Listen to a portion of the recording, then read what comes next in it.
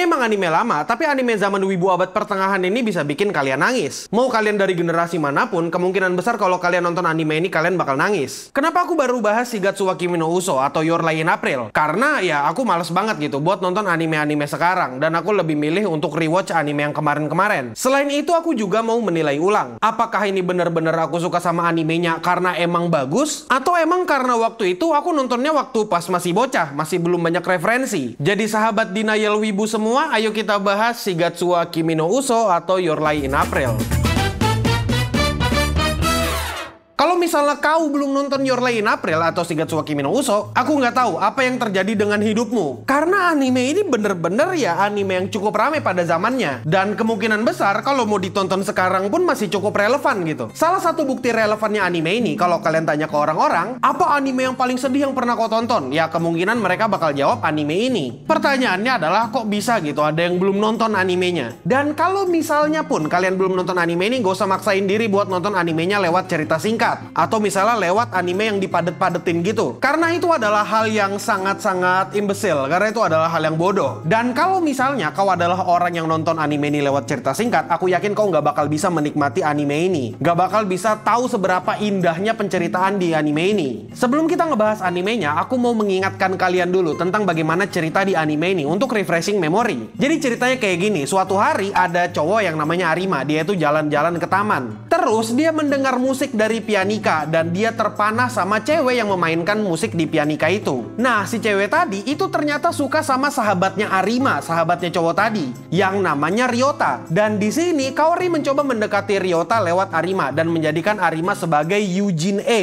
atau teman A. Dengan kata lain, Arima di sini dijadikan sebagai karakter sampingan. Terus habis itu ceritanya di sini tentang orang bermusik dan ketahuan kalau misalnya di sini Arima nggak bisa main piano lagi. Alasannya adalah karena dia trauma. Dan di sini Kaori yang bisa main biola itu pengen banget membuat Arima terlepas dari traumanya dengan cara tampil bareng. Dan akhirnya mereka membuat kenangan bersama. Singkatnya, ini anime punya cerita tentang drama anak sekolah dan cara mereka keluar dari trauma, kurang lebih kayak gitu. Tapi meskipun katanya anime ini bagus banget, katanya sedih banget, apakah beneran bagus? Ayo kita nilai. Pertama-tama kita bahas dulu ceritanya. Kalau misalnya kita ngebahas cerita, aku mau sedikit protes dan aku ngerasa kalau sebenarnya pacing dari ceritanya agak kurang. Kalau misalnya kalian mencoba untuk nonton ulang animenya, aku yakin kalian bakal ngerasa dibombardir sama monolog dalam hati dan diiringi sama musik-musik klasik. Apakah itu hal yang buruk? Ya, enggak juga. Kalau kebanyakan baru buruk. Alasan kenapa aku bilang kalau pacing di cerita ini agak kurang itu karena kalau misalnya kalian tonton, sebagian besar monolog dari Arima itu dari satu ke monolog lainnya itu mirip-mirip. Kalau misalnya kalian mendengarkan dengan teliti, kedengarannya problemnya Arima tuh gitu-gitu doang. Kalau dihitung-hitung, kayaknya dia ada ngulangin monolog yang mirip-mirip gitu, entah 3 atau 4 kali. Di dalam kesempatan yang berbeda-beda. Fase ceritanya tuh kayak aku nggak bisa, oh ternyata bisa, oh aku nggak bisa karena aku mengecewakan. Habis itu oh aku bisa lagi main piano, lah aku nggak bisa main piano lagi, itu kenapa mungkin mamaku mokat, dan oh iya habis itu aku bisa. Ya kurang lebih fasenya itu diulang-ulang itu mulu. Kalau misalnya kau bingung sama apa yang ku maksud, pada dasarnya dia itu ngulangin monolog tentang dia yang nggak bisa dengerin musik karena mamanya. Ya intinya kurang lebih kayak begitu. Bukan cuma itu, tapi salah satu alasan kenapa aku bilang pacing ceritanya kurang itu karena mereka nggak tahu gimana cara meletakkan komedi yang bagus. Kayak misalnya, beberapa komedi mereka itu jatuhnya kayak komedi slapstick yang melibatkan fisik. Kalau kalian perhatikan polanya, sebenarnya anime ini punya pola yang bisa cukup kebaca. Kayak misalnya, mereka itu lagi punya percakapan yang serius. Tiba-tiba, entah kenapa, tahu-tahu ada acara ngelawak. Ya sebenarnya agak bagus sih, karena kan dipakai buat refreshing. Tapi sebenarnya, ini bisa jadi lebih baik lagi gitu. Daripada ditaruh di tengah-tengah percakapan serius, mending ditaruh di tempat lain. Masalahnya adalah lawakannya nggak lucu-lucu amat. Dan jatuhnya kayak mengganggu flow drama gitu. Dan aku juga yakin gitu kalau kalian gak semuanya ketawa sama jokesnya ini. Dan aku yakin beberapa di antara kalian malah gak ada ketawa sama sekali waktu nonton animenya. Tapi di samping itu semua, alasan kenapa aku tetap suka sama anime ini karena kalau kalian mau perhatikan, fokus dari anime ini bercerita kedua karakter utama kayak misalnya Arima sama Kaori. Dan penulisan dua karakter itu bagus banget dan kelihatan gitu semua tindakan mereka itu ada penyebabnya dan ada alasan di baliknya. Kayak misalnya, kenapa sih Arima itu bisa takut sama nyokapnya? Alasannya Arima takut ya karena dia pernah digebuk sama nyokapnya. Alasan kenapa nyokapnya ngegebuk dia? Supaya ketika nyokapnya Arima tiada, dia bisa berjalan gitu tanpa nyokapnya dan bisa bertahan di dunia musik.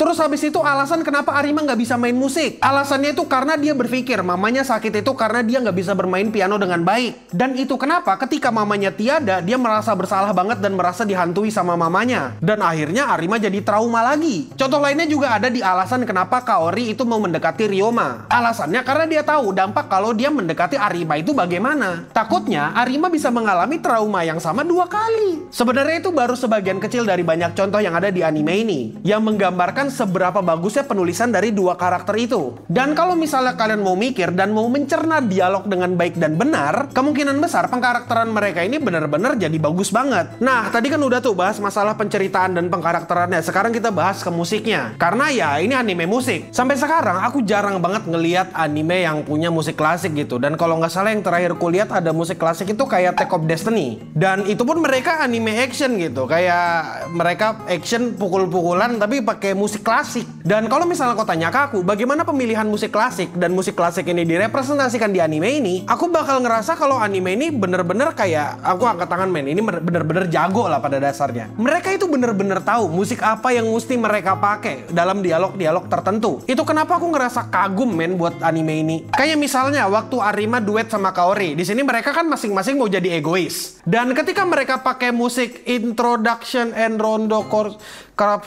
ada musiknya judulnya ini nih, ada musik judulnya ini. Kalau misalnya kalian dengarkan musik itu musiknya bener-bener intens men.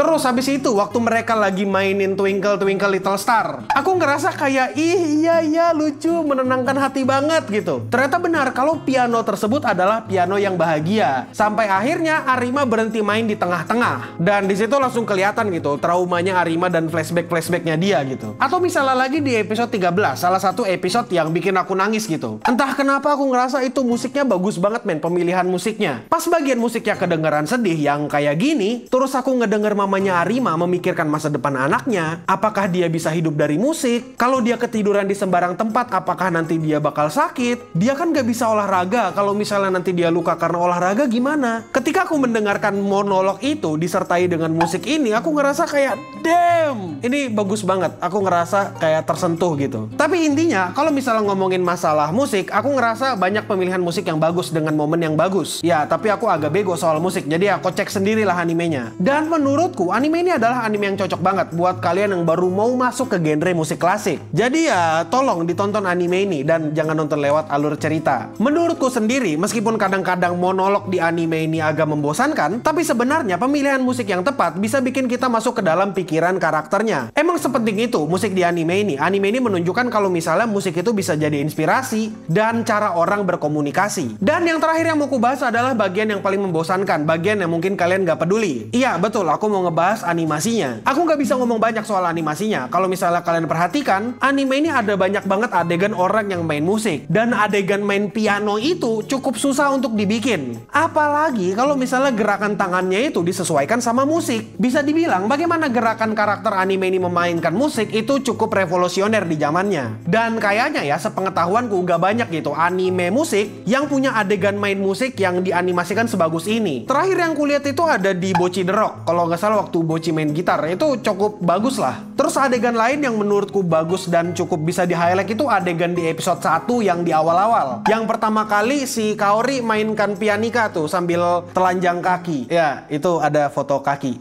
Ya, itu bagus. Bukan karena kakinya, tapi karena gerakan dia main pianika itu bagus banget. Pergerakan kameranya, bukan karena kaki. Please, tolong jangan jadi degenerate. Kalian nggak kasihan apa sama mayat? Dan sekarang kesimpulannya adalah, apakah anime ini bagus banget? Iya, anime ini bagus banget. Tapi yang bukan bagus sealam jagat semesta dunia raya dunia alam gitu loh. Alasanku mengkategorikan anime ini bagus karena secara visual, secara audio dan cerita, anime ini bisa menyampaikan pesannya dengan sangat baik dan cukup indah. Salah satu pesan utama yang berhasil banget disampaikan oleh anime ini adalah, apakah kau akan mengingatku meskipun itu sedikit? Dengan kata lain, anime ini berusaha menyampaikan tentang warisan berupa kenangan indah dan bagaimana kenangan itu bisa berpengaruh dengan hidup seseorang. Kalau menurutku sendiri, sebenarnya pesannya sangat tersampaikan banget, terutama di bagian-bagian bagian akhir. Dan menurutku anime ini sangat-sangat layak buat ditonton karena enjoymentnya tinggi banget. Dan aku di masa lalu nggak salah buat menilai anime ini dengan tinggi. Tapi ya meskipun begitu, aku sangat-sangat tidak menyarankan anime ini untuk bocah-bocah yang suka dengan pertarungan atau isekai. Atau misalnya bocah-bocah yang suka dengan mimpi basah autor. Aku tidak menyarankan itu karena anime ini berat banget di drama, berat banget di dialog, dan butuh pemahaman gitu buat nonton anime ini. Kalau kau nggak suka drama, kalau kau nggak suka musik, kalau kau nggak punya hati dan nggak punya jiwa, ya intinya jangan nonton anime ini. Karena kau nggak akan merasakan apapun ketika nonton animenya. Dan ya mungkin kau nggak bakal suka kalau kau nggak suka dengan hal-hal yang kusebutkan tadi. Dan ya sekarang itu aja dulu sahabat denial wibu semua denial ya.